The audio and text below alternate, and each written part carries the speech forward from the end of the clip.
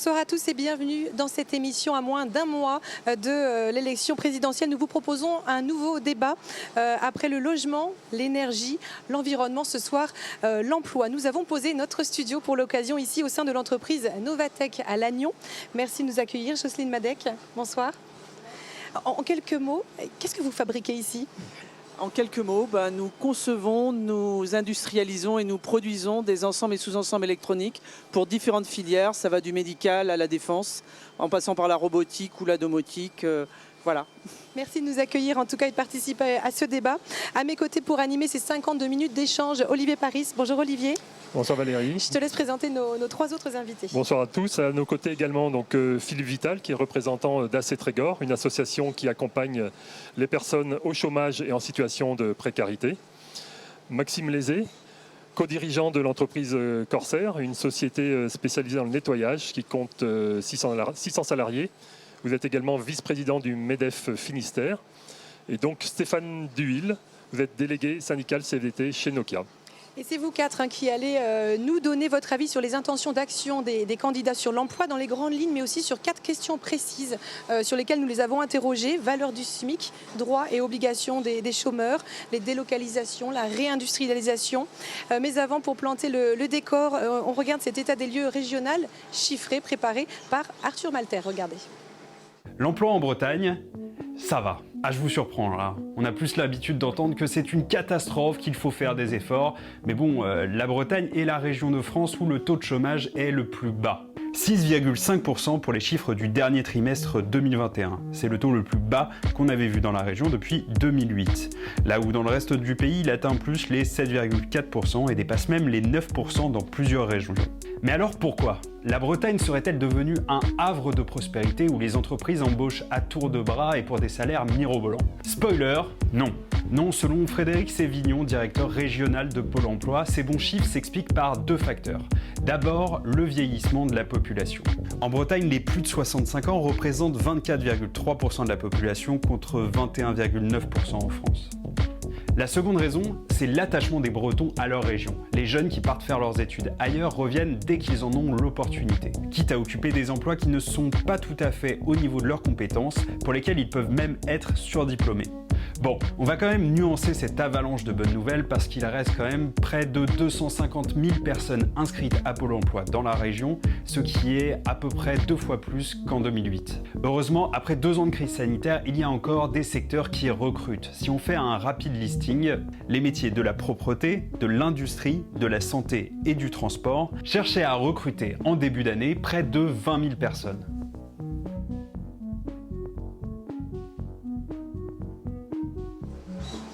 Alors c'est évidemment une réalité d'emploi qui est déjà impactée ou peut-être en passe de l'être par la guerre qui frappe l'Ukraine. C'est plus compliqué de se projeter aujourd'hui. Mais voilà, première question à tous les 4. Quel est selon vous, en quelques mots, le défi emploi de demain, Maxime Lézé ?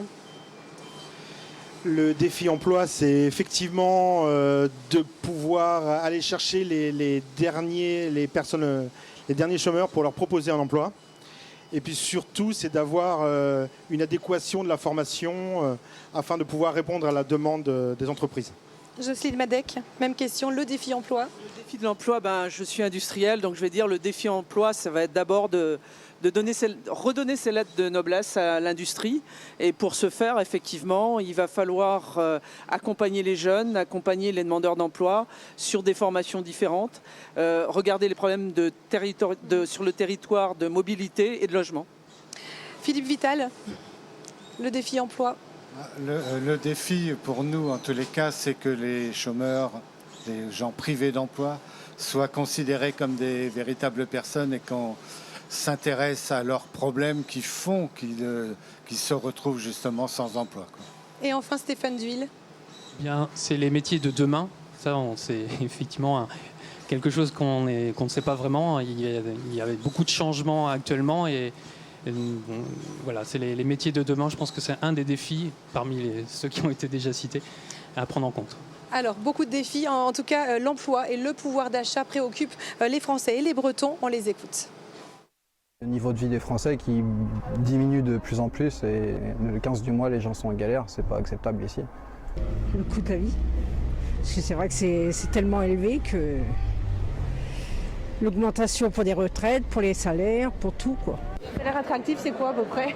Je sais pas, je dirais au minimum 1005 on va dire déjà, quoi, histoire de pouvoir respirer et pas être à regarder son compte tous les soirs, à se demander quand est-ce qu'on va devoir serrer la ceinture. Surtout le prix de l'essence et autres, maintenant ça commence à être compliqué, donc je dirais 1005 net, ce serait pas mal déjà. Alors face à ces préoccupations, quelles intentions d'action affichent les candidats et vont-elles dans le bon sens? Selon vous, chers invités, c'est l'heure d'ouvrir le débat avec une première question. Faut-il augmenter le SMIC?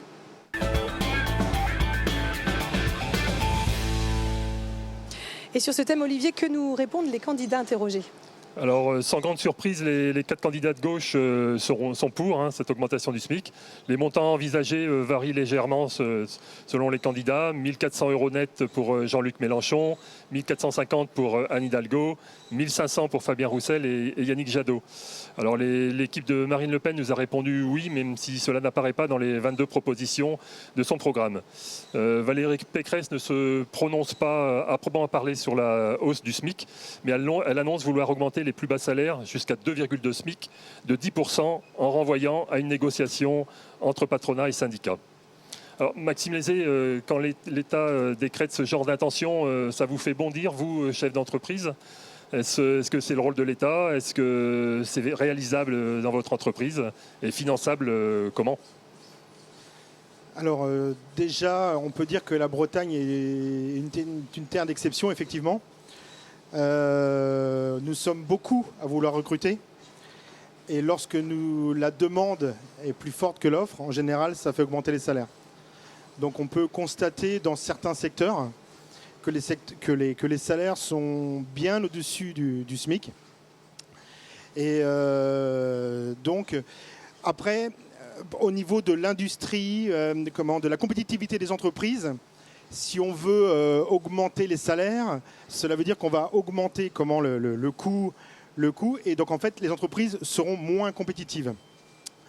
Donc, moi, je pense plutôt qu'il faudrait réduire la part salariale et la part patronale pour la redonner aux salariés, ce qui permettrait en fait de ne pas coûter plus cher à l'entreprise et en fait de faire bénéficier aux salariés d'un meilleur pouvoir d'achat.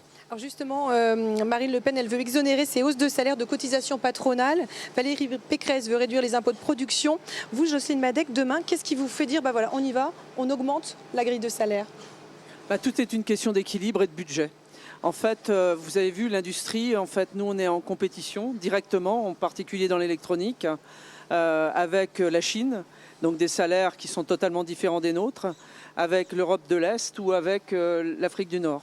Donc aujourd'hui, à le moment où on se parle, vous voyez que les matières premières sont en train d'augmenter, l'énergie augmente et on nous demande à la fois de rester compétitifs par rapport à des gens qui ont des taux horaires qui sont, je dirais, bien moindres que les nôtres. Donc avant de dire oui ou de dire non, tout s'étudie, on ne peut pas faire n'importe quoi, sinon effectivement, on peut augmenter les salaires et de rester un an et de fermer la société au bout d'un an. Donc ce n'est pas ce qu'on nous demande non plus. Donc tout est une histoire d'équilibre et de mettre sur la table les différents paramètres. Donc effectivement, je suis d'accord avec ce que disait monsieur sur les impôts de production et les taxes. Il y a des choses d'équilibre, Jocelyne Madec, justement entre le salaire, le temps de travail, l'équilibre, les lignes ont clairement bougé. Côté salarié, les attentes ont évolué. Écoutez ces témoignages recueillis lors du dernier salon de l'emploi des métiers de l'hôtellerie à Brest. Toi, te diminuer plus le temps de travail, alors que ne pas augmenter le SMIC. Moi, je propose à 25 heures avec un salaire au SMIC et j'ai plein de demandes. Je viens d'acheter dans la région et je suis en train de construire, donc je veux allier la vie professionnelle et la vie quotidienne. Je suis assez flexible sur le salaire, mais le temps partiel, j'y tiens beaucoup. J'ai travaillé à l'aéroport, j'ai travaillé déjà pour Brittany Ferries et j'ai travaillé dans le commerce. Mais on avait des horaires très très irréguliers et très très modifiables et ça je ne pourrais plus accepter, non. Par exemple cette offre ici qui m'intéresse, on ne travaille pas le dimanche. Alors Olivier, sur le temps de travail justement, qu'est-ce que proposent les candidats? Alors Yannick Jadot évoque une semaine à 4 jours de travail dans certains cas. Fabien Roussel est pour une semaine de 32 heures sans diminution de salaire. Travailler moins pour travailler toutes et tous, c'est aussi ce que propose Jean-Luc Mélenchon.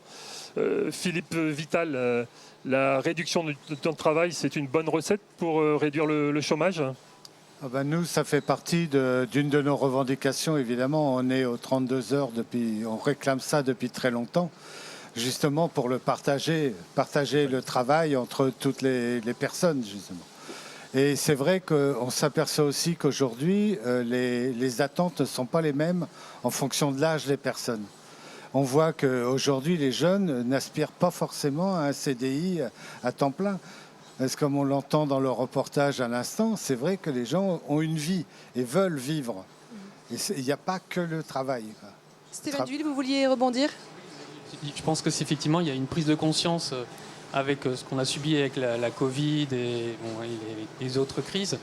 Voilà, il n'existe pas que le travail dans la vie, il faut vivre aussi sa vie, elle est courte. Et donc il y a une prise de conscience notamment des jeunes dans ce domaine. Alors bon, effectivement, suivant le métier, c'est pas forcément facile, mais sur certains métiers, donc dans le cadre des télécoms, nous on essaie d'embaucher la cybersécurité. Et ces jeunes-là, en fait, voilà, il n'y a pas que le salaire dans la vie, il y a aussi le cadre de vie et les propositions en termes d'accords, type télétravail, etc. Donc voilà, voilà. Donc, Valérie Pécresse veut permettre aux entreprises justement de sortir des 35 heures. Les heures au-delà seraient défiscalisées, exonérées de charges salariales. Maxime Lézé, sortir des 35 heures, est-ce que pour vous, voilà, c'est une priorité? Et pour les chefs d'entreprise que vous représentez? Je suis toujours un petit peu embêté lorsqu'on veut obliger toutes les entreprises à faire la même chose. Il faut faire confiance aux entrepreneurs, aux partenaires sociaux. Les gens peuvent discuter ensemble. Et on peut discuter des conditions, le temps de travail, 32 heures, 35 heures, sur 4 jours, fractionné, pas fractionné, travailler le week-end, pas travailler le week-end, en 3-8, 2-8. Je pense qu'il faut vraiment arrêter d'obliger toutes les entreprises de fonctionner de la même façon, parce que les entreprises sont différentes et les entrepreneurs sont suffisamment intelligents s'ils veulent conserver leurs salariés pour améliorer leurs conditions de travail. Améliorer le bien-être de l'employé, c'est le conserver. Et nous, actuellement, c'est notre principal créneau, c'est de chercher à fidéliser les salariés. Donc, il faut nous faire confiance. On peut discuter et donc obliger à travailler 4 jours. Je trouve que ça n'a pas de sens en soi. Alors, on va le voir, certaines entreprises, en tout cas, tentent vraiment d'assouplir, d'adapter le temps de travail. Écoutez ces quelques réactions d'entrepreneurs. Alors cette année, on table sur une augmentation à peu près de plus 5% minimum pour les salaires. On fait aussi des postes logés nourris, donc ils n'ont aucun frais. Mais bon, ça ne fait pas venir les gens pour autant. C'est vrai que traditionnellement, on est sur du 39 heures en hôtellerie avec des horaires en coupure. Là aujourd'hui, on va pouvoir être sur du 35 heures, on va pouvoir faire du mi-temps aussi. Avec des tranches horaires de travail ou le matin ou l'après-midi, donc 7h, 14h ou 14h, 21h, on ne propose pas de coupure. C'est vraiment au cas par cas pour essayer d'intégrer de nouveaux collaborateurs. Alors Jocelyne Madec, le cas par cas, justement, l'adaptation, c'est possible. Est-ce que c'est possible et jusqu'à quel point dans votre secteur ? Disons qu'en fait, dans notre secteur, dans l'industrie, on est obligé d'avoir déjà des formations, des compétences par rapport à un certain nombre de machines, comme vous voyez autour de nous. Donc, mais ça s'accompagne. Et ensuite, effectivement, par rapport au temps de travail et autres, il y a aussi des souplesses. Effectivement, on n'est pas obligé, comme disait monsieur, il n'y a rien à fixer. Il y a des choses qui sont différentes, des métiers différents, des obligations différentes. Aujourd'hui, vous voyez, par exemple, nous, on est obligé de s'adapter. On a des composants qui n'arrivent pas. Qu'est-ce qu'on fait ?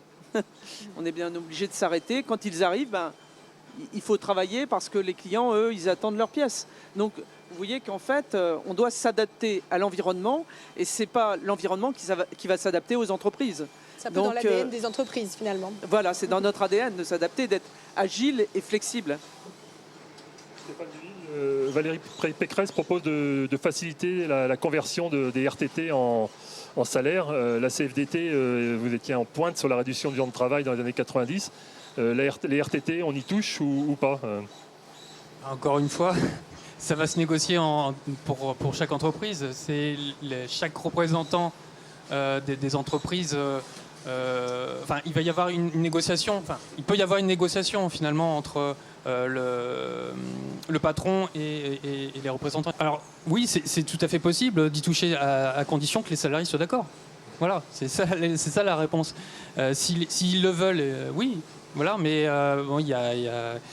bon, pour ma part, moi, je représente je suis peut-être côté CFDT, mais en tant qu'individu, oui, si je veux effectivement que ces RTT-là soient utilisés d'une autre manière, est-ce que je peux? Voilà, je pose la question. Et maintenant, ça va se négocier entre le patron et les représentants des salariés. Voilà. Alors Olivier, tu voulais mettre le focus aussi sur les jeunes, vous en parliez. Oui, alors Valérie Pécresse, par exemple, propose un revenu jeune actif de 670 € par mois en contrepartie d'une formation dans un secteur en tension. Fabien Roussel, lui, veut par exemple obliger les moyennes et les grandes entreprises à réserver 10% de leurs nouvelles embauches aux jeunes de moins de 25 ans. Jocelyne Madec, est-ce que c'est souhaitable de fixer un quota d'embauche de jeunes et plus largement, cela fait-il déjà partie de votre stratégie d'entreprise d'embaucher des jeunes? Alors premièrement, ça fait partie de mon entreprise, effectivement, et de mon ADN. Je considère qu'à un moment donné, on doit transmettre. Et on doit donner en fait envie aux jeunes de venir nous rejoindre. Parce que les entreprises, c'est pour eux demain. Premièrement. Alors par contre, pour les quotas, il y avait déjà les quotas des femmes, donc je n'étais pas forcément pour.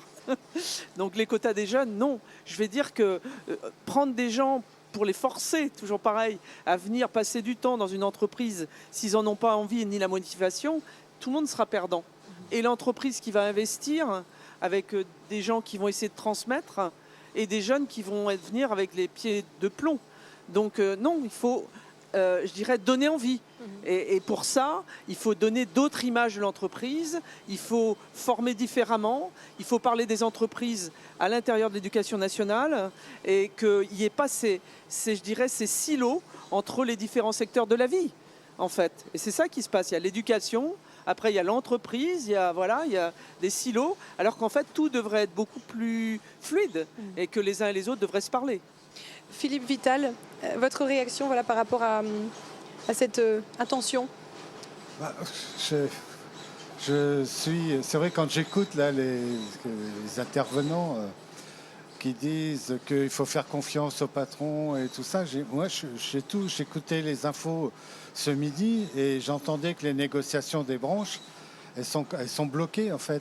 Il y a moins de 50% des négociations qui aboutissent à des accords pour l'instant. Moi, ça m'inquiète quand même. À un moment, je me dis, s'il n'y a pas moyen, je veux dire, dans les entreprises d'obtenir des accords de branche, est-ce qu'il ne faut pas intervenir autrement, directement, en donnant des initiatives qui viennent de l'État? Je pose des questions. J'aimerais que ça soit comme vous avez dit, que justement, que les entreprises soient responsables et que tout le monde puisse discuter autour d'une table. C'est l'idéal, ça. Malheureusement, ce n'est pas le cas actuellement, en tous les cas en France. Monsieur Lézé ? Alors, je suis pas, effectivement, je suis pas tout à fait d'accord. Je pense qu'on a passé vraiment une nouvelle étape qui est la RSE. Alors, ce n'est plus une vue de l'esprit, c'est pas quelque chose dont on parlait avant. Chaque entreprise devra prouver qu'elle a une politique RSE performante, ça veut dire au niveau de l'environnement, ça veut dire et surtout au niveau de la politique salariale et de ses salariés. Pourquoi ? Parce que déjà, ce sera pour motiver les jeunes à rentrer dans les entreprises, pour qu'ils y trouvent du sens. Et la deuxième chose, c'est que les banques ne seront plus à regarder uniquement le compte de résultats, mais aussi quelle est la politique RSE de l'entreprise. Et seront plus enclins à prêter des financements pour les entreprises qui seront plus respectueuses à la fois de l'environnement et de la politique salariale. Donc, moi, ce que je vois, c'est que ça va dans le bon sens. Peut-être pas encore assez vite, mais ça va quand même dans le bon sens. Philippe Vital, on évoquait ces 10% d'embauche jeunes. Il y a déjà un revenu jeune aussi, rien de très nouveau. Il y a eu les premiers contrats d'engagement jeunes du gouvernement qui ont été signés au début du mois. C'est une allocation de 500 € pour les 16-25 ans, c'est ça, avec obligation de formation. Est-ce que ce genre de mesure, c'est vraiment ce qu'attendent les jeunes aujourd'hui ? Je ne sais pas exactement ce qu'attendent tous les jeunes, c'est sûr, mais de toute façon, aujourd'hui, les jeunes aimeraient vivre simplement. N'oublions pas qu'ils ont souffert, les jeunes ont beaucoup souffert en fait pendant la période de la pandémie, plus que peut-être d'autres, et parce que c'est le moment où on bouge, où on vit, et ils ont été bloqués. Et c'est le moment de les accompagner plus que jamais. Et c'est le moment de les accompagner, mais Est-ce que c'est comme ça? Je pense. Nous, c'était une revendication. Il y avait le RSA, mais il n'y avait pas interdit aux jeunes. Donc on trouve que c'est quand même un progrès, ça, de ce côté-là. Pas forcément à toutes les familles, je dirais, de ce côté-là, parce qu'il y a des quotas, il y a peut-être des limites sociales aussi à mettre là. Mais c'est un avantage. Bon, par contre, les inciter à se former et tout ça, l'obligation, j'ai un peu de mal aussi là-dessus. Parce que si on oblige, est-ce qu'on va vers le véritable but qu'on veut se donner, c'est-à-dire qu'ils s'intègrent vraiment, quoi. Et le gagnant-gagnant qu'évoquait Jocelyne Madec. Alors on va enchaîner avec Olivier avec une autre question posée aux candidats. Faut-il obliger, un mot que vous n'aimez pas, les chômeurs à accepter une offre, un poste après 3 offres?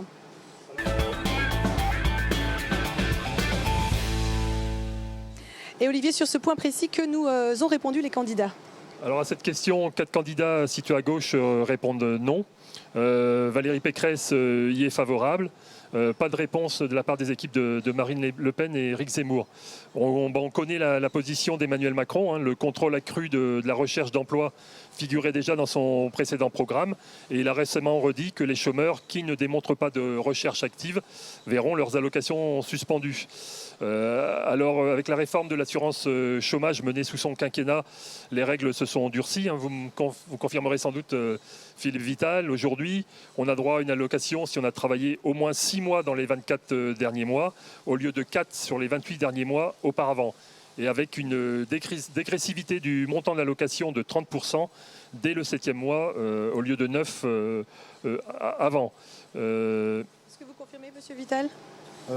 La dégressivité, ok, de 30%, mais que pour les hauts salaires, au-dessus de 4500, enfin les indemnités au-dessus de 4500 €. D'accord. Alors justement, Monsieur Vital, est-ce qu'on peut parler d'emploi de raison et une offre raisonnable d'emploi pour vous, c'est quoi, jusqu'à quel point une offre est acceptable? L'offre raisonnable d'emploi, alors ça c'est un vieux système, en fait, c'est pas nouveau. Ça existe depuis un moment, sauf que justement le côté, qu'est-ce que c'est raisonnable? C'est pas chiffré, il n'y a rien, donc qu'est-ce qu'on peut appeler? Est-ce qu'une offre raisonnable d'emploi dans la région parisienne et une offre raisonnable d'emploi ici, ça va être la même chose?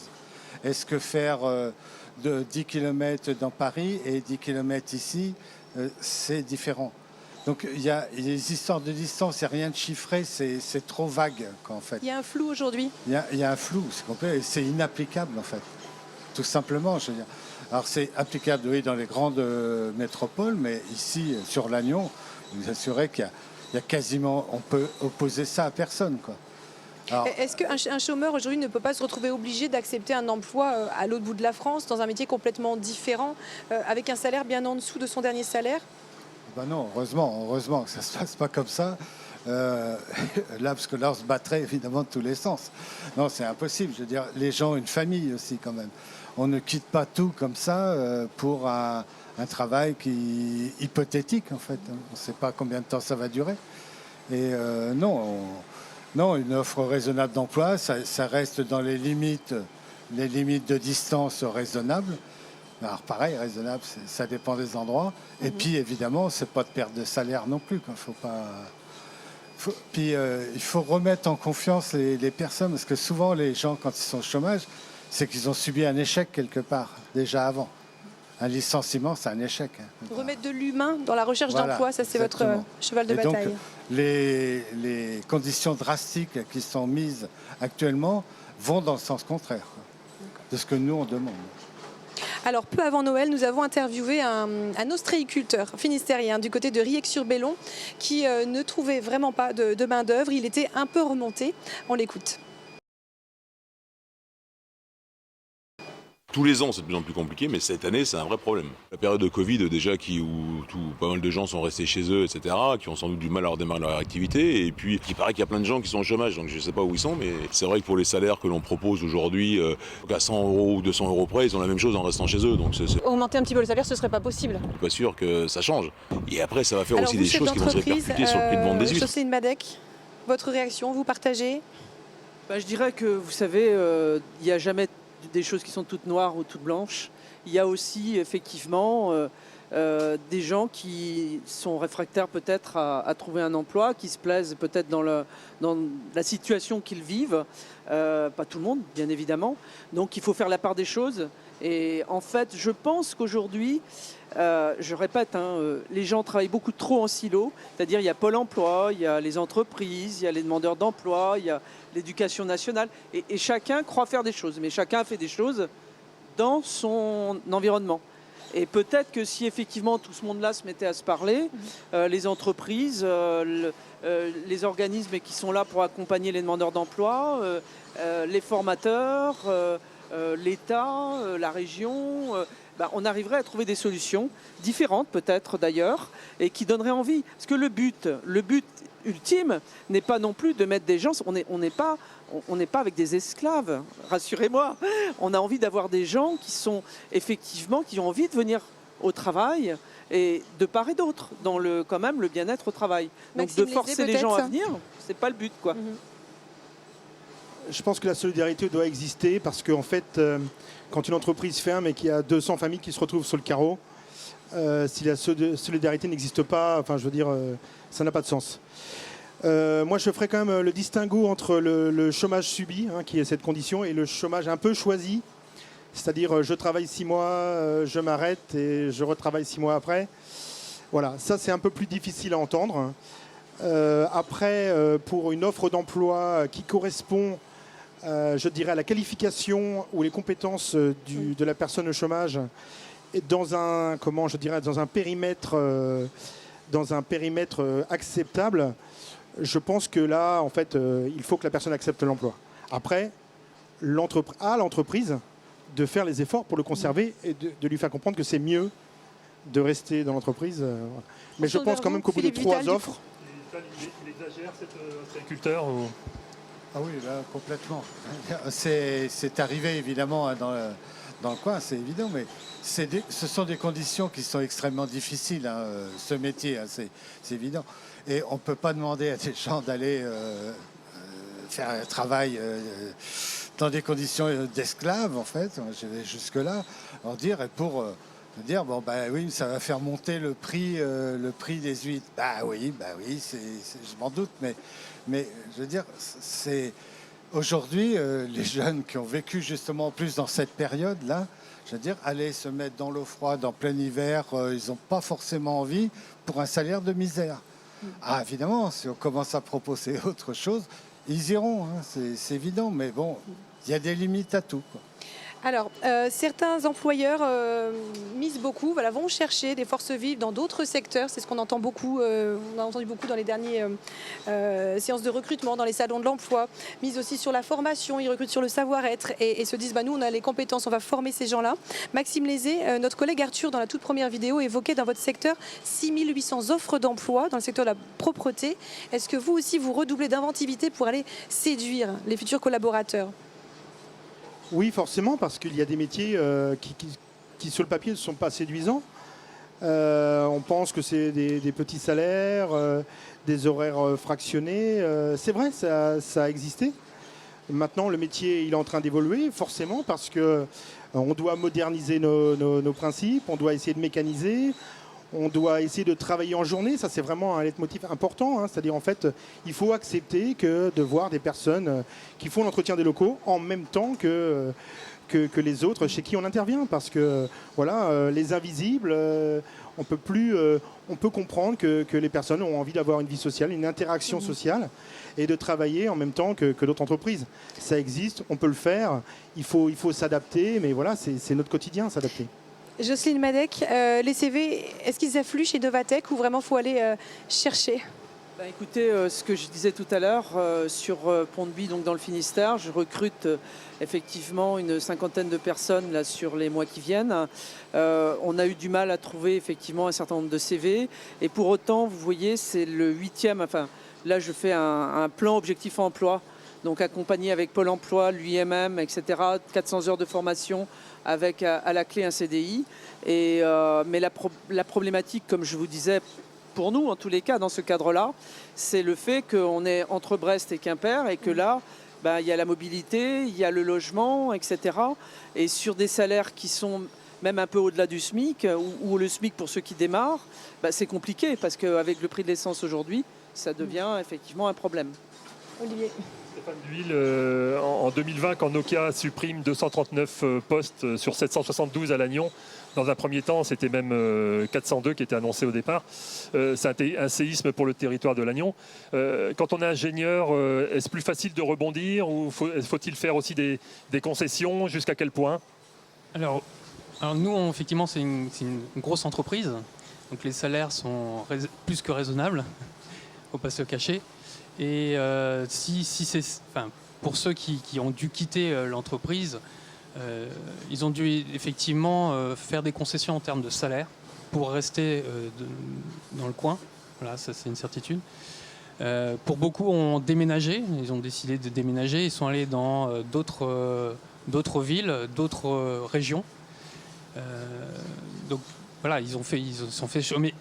Peu importe, je veux dire, ingénieur ou un technicien ou ouvrier, la difficulté est la même. Si dans le secteur, on a une qualification et que ce n'est pas un métier qui est recherché, c'est la même galère. Voilà.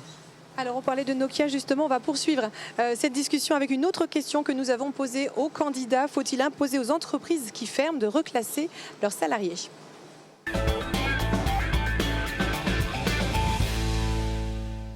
Et à cette question, Olivier, que répondent les candidats ? Alors on observe des rapprochements de points de vue inattendus entre gauche et droite. Fabien Roussel et Valérie Pécresse le souhaitent, alors que Yannick Jadot et Marine Le Pen rejettent cette idée. Anne Hidalgo, de son côté, va apporter une réponse différenciée, dit-elle, selon les situations. Les trois autres n'ont pas apporté de réponse. Maxime Lézé, sur l'obligation de reclassement, c'est la moindre des choses pour un chef d'entreprise ? Grandes entreprises, c'est déjà une obligation. Hein. Pour les PME, les TPE, effectivement, il faut tout faire pour reclasser les salariés.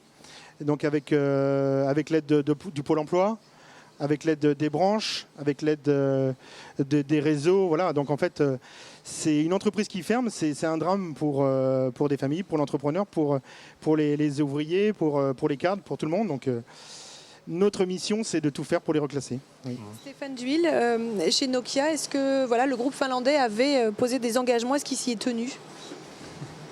Alors déjà, je vais rebondir sur les petites et moyennes entreprises. Pour les petites et moyennes entreprises, c'est qu'effectivement, mettre la porte sous la clé. La clé sous la porte, excusez-moi. C'était presque ça. Voilà, j'y étais presque. Effectivement, en termes d'accompagnement, c'est difficile, même presque impossible. Ils sont obligés de... C'est la collectivité territoriale. Finalement, c'est eux qui s'occupent d'accompagner ces salariés. Alors pour les grands groupes, c'est effectivement différent. Alors pour Nokia, en termes d'engagement, malheureusement, on a beaucoup de plans sociaux depuis un certain moment. Donc si je parle pour le dernier, c'est difficile. Il y a eu des personnes qui sont portées volontaires pour des raisons personnelles. D'autres, on va dire, qui sont portés volontaires, mais moi j'appelle ça des volontaires forcés, c'est-à-dire qu'ils n'avaient aucune solution de reclassement en interne et ils ont préféré profiter des mesures d'accompagnement parce qu'elles étaient supérieures. Voilà. Et puis, dans d'autres, le troisième cas, c'est les personnes qui sont véritablement licenciées. Et donc là, il y a un accompagnement réel, on va dire, de la part de la direction. Et pour ce plan-là, effectivement, normalement, toutes les solutions vont être trouvées. Voilà. Philippe Vital, peut-être une réaction? Oui, je comprends tout à fait. C'est un drame, les fermetures de petites entreprises. Bon, moi, j'ai été conseiller de salariés pendant un moment et j'ai donc accompagné des licenciements en fait dans des entreprises où je voyais vraiment le drame, et le drame pour la personne, mais également aussi pour le chef d'entreprise qui, j'aurais vu pleurer évidemment face à ça. C'est évident que c'est un drame de tous les côtés, et c'est vrai que ce que j'ai vu, essayer toujours de trouver, mais par leur réseau et tout, trouver des accompagnements. Mais c'est vrai que c'est pas évident, je veux dire, c'est aussi compliqué pour le petit chef d'entreprise que pour le salarié qui va essayer de trouver quelque chose aussi. Contraindre les entreprises, c'est la moindre des choses aussi, selon vous ou... Je pense qu'effectivement, je suis d'accord avec ce qui en ressort, c'est toujours un constat d'échec. Donc en fait, à ce moment-là, les gens sont déjà dans la peine, aussi bien du côté de l'employeur que des employés. Donc ça se fait naturellement, je pense, dans les réseaux, dans les filières et autres. Pour les TPE-PME, effectivement, c'est beaucoup plus compliqué. Les grandes sociétés, bien évidemment, ils ont des budgets, ils ont des habitudes et il y a, je dirais, un siège qui est différent, qui va pourvoir à gérer cette situation. Mais bon, le but aujourd'hui, puisqu'en France, on est plutôt en plein emploi, c'est de parler comment on relocalise, comment on forme et comment on crée en fait l'emploi aujourd'hui et qu'on aide les chefs d'entreprise à croître, puisque tout le monde parle de recrutement. Pour l'instant, en tous les cas. Alors on va poursuivre.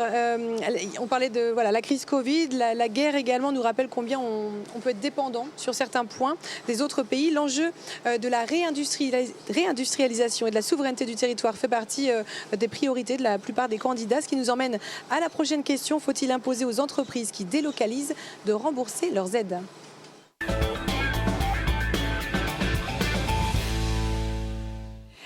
Et Olivier, c'était un 100% sur la question. Oui, effectivement, la réponse est unanime. Hein, c'est oui pour tous. Votre sentiment, Philippe Vital, c'est une évidence pour vous ? Oui, complètement évident. Je veux dire, on ne peut même pas comprendre qu'on puisse se poser la question. Je dis non, je veux dire, c'est l'État français, ce sont tous les contribuables en fait, qui participent au financement. À partir de ce moment-là où les gens délocalisent pour aller ailleurs, pour des bénéfices, en fait, c'est ça. Je dis, désolé, mais on rembourse, et c'est obligatoire. Alors il y a un autre exemple aussi, une bataille de l'emploi qui se joue en Bretagne, c'est celle de la fonderie de Bretagne à Caudan qui a été mise en vente par Renault. Un an après l'annonce et la révolte des salariés, on est retourné voir justement Maël Le Goff, délégué CGT, et on lui a posé la question directement, faut-il imposer aux entreprises qui délocalisent de rembourser les aides ?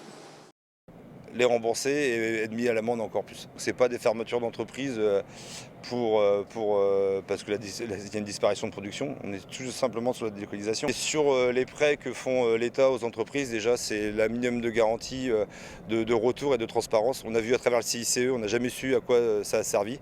Le prêt garanti 5 milliards à Renault, on n'a jamais su à quoi il a servi. Il n'y a jamais de garantie en retour sur l'emploi. Il n'y a jamais rien. Donc ça, déjà, c'est pas possible, c'est pas entendable.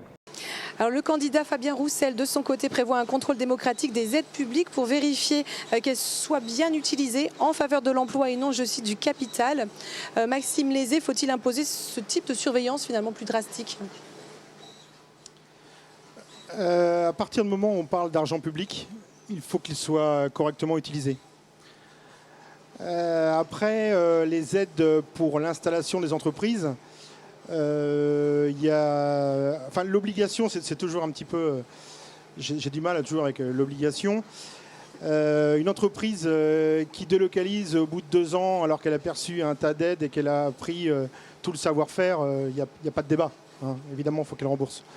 Après, il y a une question de durée, il y a une question de raison et si c'est une question de survie de l'entreprise. Mais en fait, on peut quand même constater qu'actuellement, c'est un petit peu... on se rend compte qu'il va falloir relocaliser en France et qu'il va falloir avoir une souveraineté économique et industrielle. Donc je pense que quand même ce phénomène qui s'est passé il y a quelques années où les entreprises pouvaient partir pour avoir plus de marge et plus de bénéfices, on se rend compte que c'est assez limite pour l'approvisionnement et pour pas mal de choses. Et on le constate encore plus avec l'effet de Covid et la guerre maintenant. On peut peut-être faire rebondir Madame Madec. Si nos informations sont bonnes, vous avez bénéficié d'une subvention d'1 million d'euros dans le cadre du plan de relance. Alors 800 000 euros d'ailleurs. Ouais. Effectivement. Un projet avec une autre entreprise, Brightloop, hein, c'est ça ? Oui, puis en fait on a aussi pour investir dans le digital. Parce qu'effectivement, vous voyez qu'aujourd'hui, ce qui se passe, c'est qu'on est toujours en compétition par rapport aux autres entreprises qui sont à l'autre bout du monde. Donc aujourd'hui, quelles sont nos manières pour arriver à tenir cette compétition ? Avec ce que je vous disais tout à l'heure, l'énergie qui monte, les salaires qui augmentent, la matière première qui augmente. On doit quand même essayer de faire des résultats. Donc il faut bien trouver des axes d'amélioration et d'innovation. Donc la digitalisation en est une. Donc effectivement, l'aide que l'on a eue principalement mise sur tout ce qui est digital et environnemental pour la société. Donc qui nous permettra de garder une compétitivité dans l'innovation par rapport à nos concurrents, tout simplement. Est-ce que vous avez dû signer un engagement de création d'emplois, de non-délocalisation? Comment ça se passe? Non. Mais bon, moi je suis bretonne et vraiment bretonne. Les 3 entreprises sont en Bretagne. Et je dirais aujourd'hui, non seulement ça, mais j'ai signé une charte d'industriels engagés. C'est-à-dire qu'il n'y a pas que moi qui délocalise. C'est qu'est-ce qu'on, nous, chacun d'entre nous, est prêt à... Et qu'est-ce qu'il achète à côté? Est-ce qu'il s'est déjà posé la question? Est-ce qu'il a mis un indicateur dans son entreprise pour voir quelle était, lui, sa part d'achats locaux?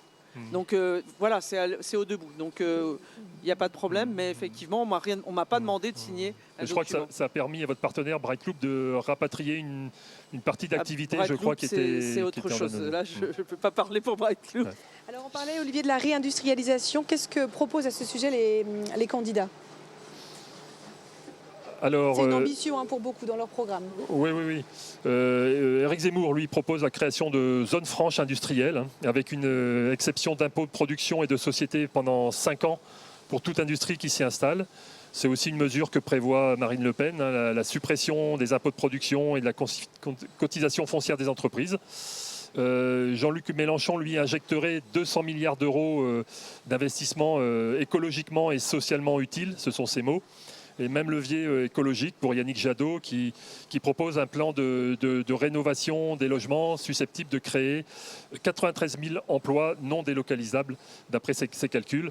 Dernière mesure, Fabien Roussel promet des prêts à taux négatifs pour les entreprises qui s'engagent à relocaliser. Alors, tout un panel finalement d'outils. Selon un rapport de France Stratégie, qui est un cabinet d'analyse rattaché au Premier ministre, en date de 2020, la France serait championne de délocalisation. 62% des emplois industriels des entreprises françaises seraient à l'étranger. Une fois que ce constat est posé, est-ce que tout ce panel-là évoqué par les candidats, finalement, ce sont des leviers efficaces qui pourraient changer la donne, tout simplement? Stéphane Duhil, peut-être? Je pense que d'abord, même s'il y a peut-être des bonnes idées, je dis pas que, je pense qu'il doit y avoir des accords écrits. Si c'est que verbal, alors même s'il y en a qui ont bonne conscience et qui suivent les règles, tous ne le suivent pas. Il y a des engagements et ils vont utiliser ce qu'il faut au minimum. Bon voilà, si on est les champions, il y a une raison. Et cette raison, c'est que les entreprises s'installent et puis il n'y a pas de conditions, on repart et on utilise toutes ces machines, ce savoir-faire, et on le délocalise dans des pays à bas coût. Voilà. Des pays européens où il y a des compétences, il y a un savoir-faire aussi. Et donc du coup, on le perd en France. Et pourtant, on est compétitif, on a des gens qui savent faire. Malheureusement, on n'a pas ce moyen actuellement de pression, hormis le gouvernement qui tape sur la table, dit vous n'avez pas le droit, mais c'est une entreprise privée, elle a tous ses droits, et à partir du moment où elle n'a pas signé quelque chose, bien sûr. Gravé dans le marbre. Maxime Lézé, peut-être? Rappelez-moi la question. C'est tout simplement on décrivait en fait tous les panels d'action pour un petit peu obliger les entreprises tout à fait. pour relocaliser, les activités. Il faut regarder un petit peu notre comportement de consommateur. Là, je parle du consommateur final et du pouvoir public.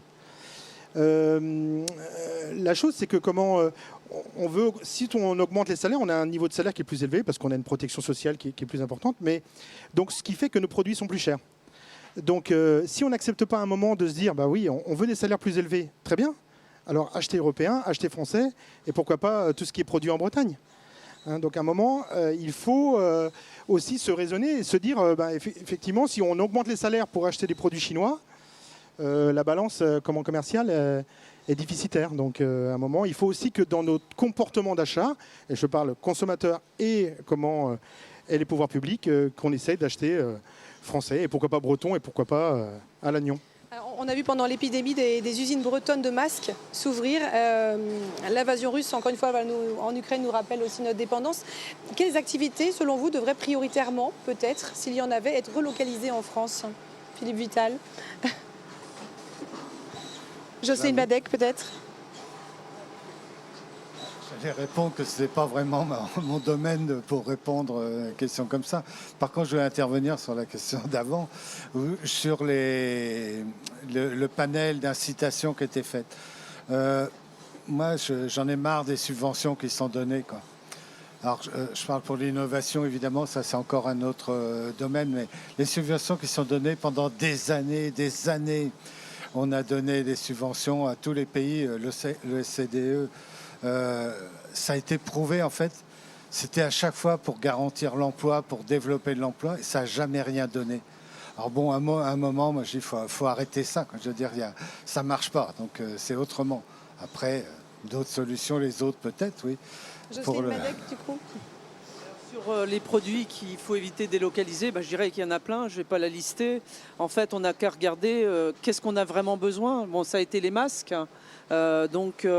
Aujourd'hui, on a des entreprises qui font des masques. Moi, je peux parler des composants électroniques. Je pense qu'il y a des choses à faire. On ne pourra pas tout faire parce que ça fait 25 ans qu'ils sont partis.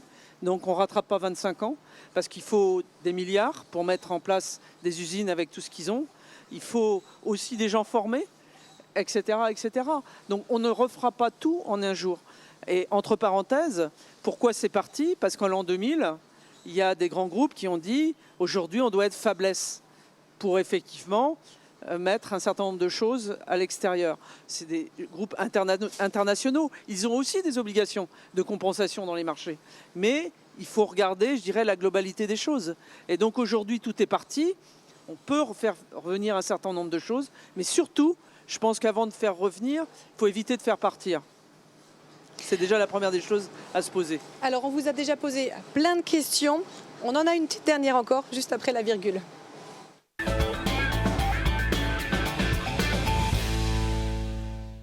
Et à toi de la poser, Olivier.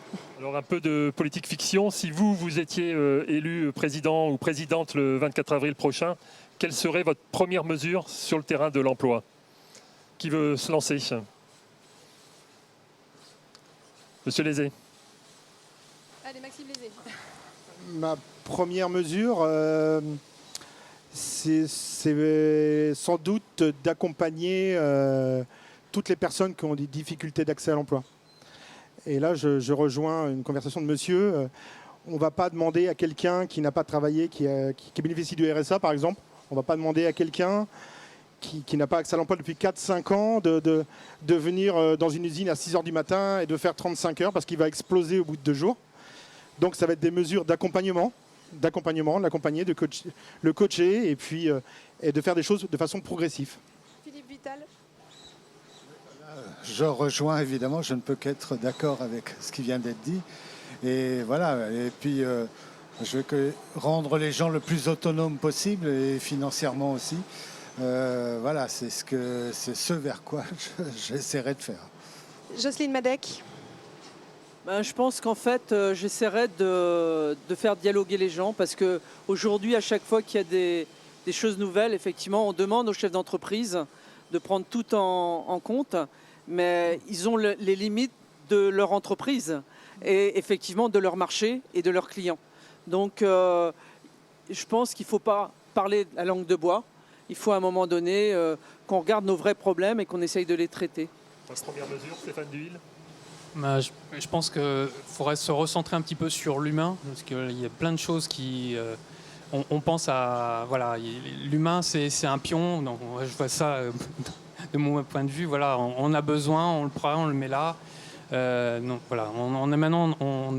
beaucoup de personnes ont perçu du fait de la Covid, des événements qui se passent. Donc, ils pensent différemment. Voilà, on pense tous différemment. Donc, il va falloir s'adapter. Merci à tous les quatre. Alors avant de se quitter, on va retrouver Jean Le Borgne, notre reporter économique au Télégramme.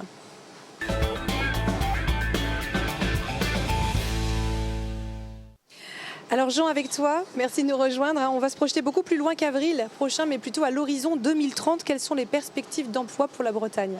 Oui, donc on l'a vu Valérie, malgré un taux de chômage au plus bas l'an passé, la crise Covid n'a pas changé grand-chose à la problématique de l'emploi en Bretagne. Tous les secteurs d'activité recrutent, on l'a dit tout à l'heure, et ces tensions sur le marché de l'emploi devraient perdurer malgré la situation. Selon le rapport de métier 2030 publié par le ministère du Travail et France Relance la semaine dernière, on va vers encore des difficultés. L'objectif de plein emploi, porté par plusieurs candidats à l'élection présidentielle, n'y changerait rien. L'emploi va-t-il continuer, Jean, à progresser? Oui, 1 million d'emplois supplémentaires seraient créés en France entre 2010 et 2030, selon ce rapport. À minima 800 000, si la crise Covid perdurait, jusqu'à 1 200 000 si les objectifs en matière bas carbone étaient atteints. Avec le jeu des départs à la retraite, ça veut dire que 800 000 emplois, 800 000 postes seraient à pourvoir chaque année en France sur cette période. De quoi favoriser le retour à l'emploi de certains chômeurs. Et alors voilà, en se projetant, la situation sera-t-elle plus favorable aux entreprises?